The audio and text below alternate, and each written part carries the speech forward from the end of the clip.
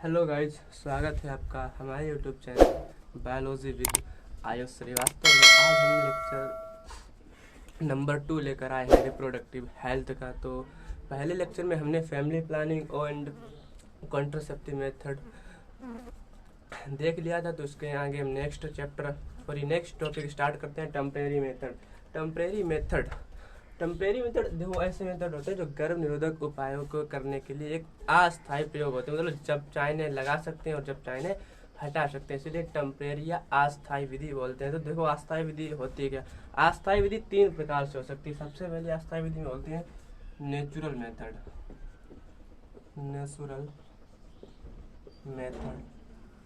हिंदी में से बोलते हैं प्राकृतिक विधि। एंड सेकंड होता है फिजिकल बैरियर,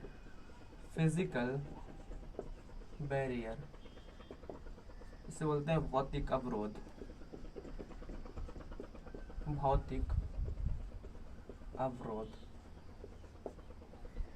एंड तीसरा होता है IUD, इंट्रा यूटेराइन डिवाइस।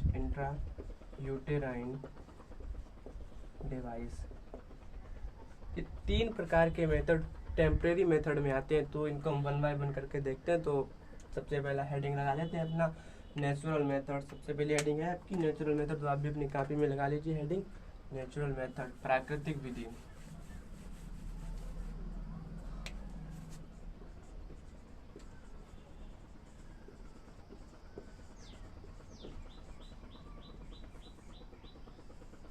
अब देखिए, नेचुरल मेथड में भी 2 प्रकार की क्रियाएं, 2 प्रकार के मेथड हैं।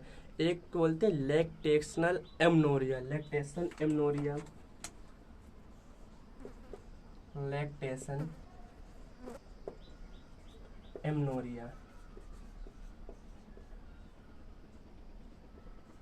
इसको बोलते हैं स्तनपान अनार्तव। इसको हम आगे समझा रहे होता कि ये सुन लो क्या उनसे हेडिंग है, स्तनपान अनार्तव।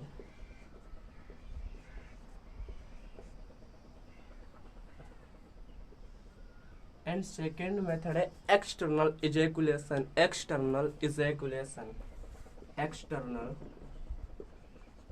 इजैकुलेशन। इसको हिंदी में बोलते हैं वाह स्खलन।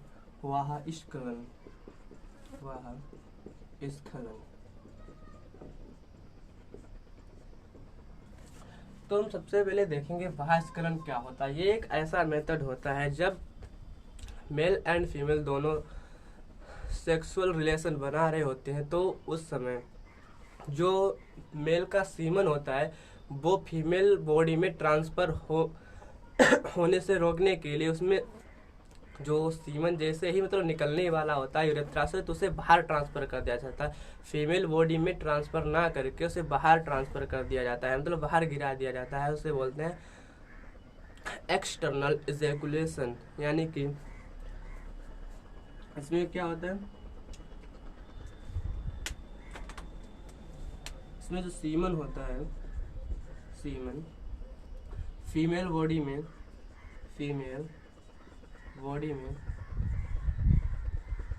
ना गिराकर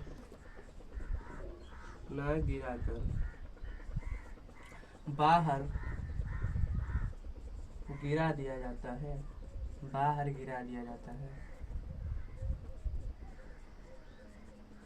इसे बोलते हैं एक्सटर्नल इजैकुलेशन। ये भी एक प्रकार की अवस्था है, जब तक आप चाहोगे उसे बाहर गिरा सकते हो, नहीं तो जब आप चाहोगे तो फीमेल बॉडी के अंदर गिरा सकते हो। ये टेम्परेरी मेथड का एक नेचुरल मेथड, इसमें मतलब आप किसी भी चीज की आवश्यकता नहीं पड़ती, इसे अपने आप से नेचुरल मेथड कहलाता है। And last second natural method में आता है स्तनपान अनार्तव, यानी कि लैक्टेशन एमनोरिया। देखो, सबसे पहले जो अपनी फीमेल होती है, जब मतलब वो प्रेग्नेंट होने के बाद मतलब उनका जब बच्चा पैदा होता है, तो उसके बाद वो बच्चों को दूध पिलाती है। जो उनका उसमें क्या होता है, कोलेस्ट्रम बच्चों में होता है। तो कोलेस्ट्रम एक ऐसी मतलब सिस्टम होता है जो 6 महीने तक प्रेगनेंसी को रोकता है। यानी कि 6 महीने तक आप मतलब कुछ भी सेक्सुअल रिलेशन बनाएंगे तो उससे आप जो फीमेल है वो प्रेग्नेंट नहीं होगी। तो इसलिए ये लगभग में 1 से लेकर 6 मंथ तक ही काम करते हैं। यानी कि अगर कोई महिला ने एक बेबी को जन्म दिया तो उससे उसके जो उसमें दूध पिलाती है तो 6 महीनों तक वो प्रेग्नेंट नहीं हो सकती, ना ही तो 6 महीने तक उसके पीरियड्स वगैरह आएंगे। तो अब सेकेंड मेथड देखेंगे हम, फिजिकल बैरियर। तो हेडिंग ला लीजिए आप भी, फिजिकल बैरियर, ये आप नोट कर लेना।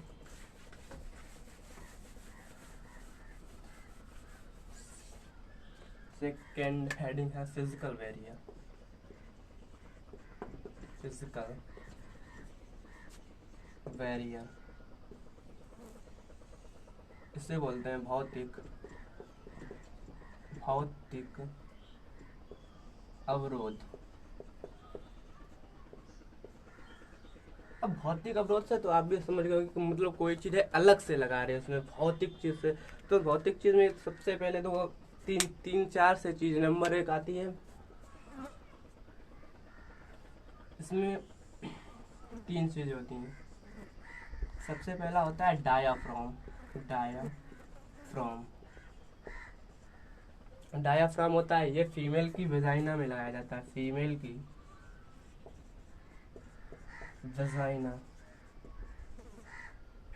वेजाइना में लगाया जाता है,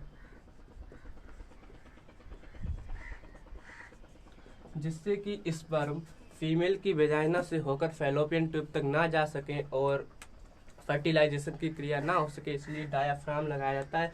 ये फीमेल की वेजाइना में लगाया जाता है और स्पर्म को ये फैलोपियन ट्यूब तक जाने से रोकता है। एंड सेकेंड होता है वाल्ट। ये भी फीमेल की वेजाइना में ही लगाया जाता है। फीमेल की वेजाइना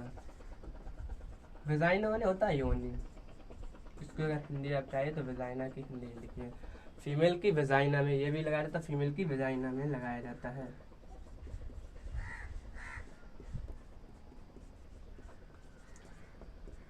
एंड सेकेंड लास्ट ये तो मतलब नॉर्मल है, इस प्रकार से कॉन्डोम।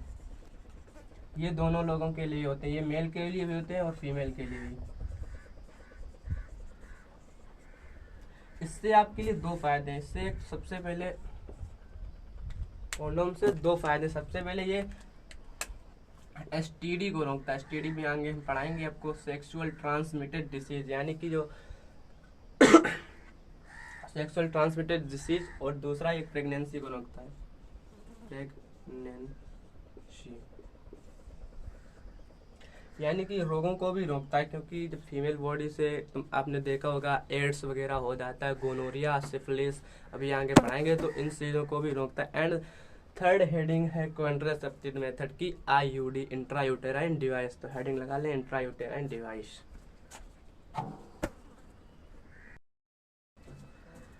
आईयूडी पढ़ने से पहले सबसे पहले कॉन्ट्रासेप्टिव पिल्स और देख रहे थे। छोटा सा कॉन्ट्रासेप्टिव पिल्स, यानी कि पिल्स का मतलब होता है औषधि, और कंट्रासेप्टिव तो बोल ही चुके हैं आपको, गर्भ निरोधक औषधि। यानी कि कुछ गर्भ निरोधक औषधियाँ भी आती हैं जो ली जाती हैं फीमेल के द्वारा, जिससे मतलब वो प्रेगनेंसी से बच सकें। इसमें 2 प्रकार की होती है। एक सबसे पहली होती है माला डी, एंड सेकेंड होती है सहेली।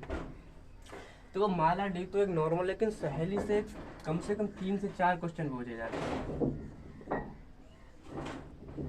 सबसे पहले सहेली जो टेबलेट है ये वीकली ली जाती है, यानी कि वीक में 1 बार, यानी कि कैसे है, वीकली टेबलेट है, वीकली टेबलेट। और ये नॉन स्टेरॉइड है, ये चारों क्वेश्चन बोर्ड और बीएससी नर्सिंग एंट्रेंस एग्जाम आज जिसमें दोनों में पूछे गए। और ये एक और पूछा जाता है कि ये किसने तैयार की थी, CDRI लखनऊ ने तैयार की है, CDRI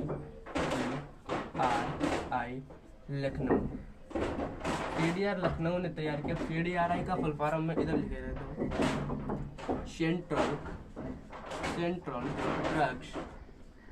drugs research, central drugs research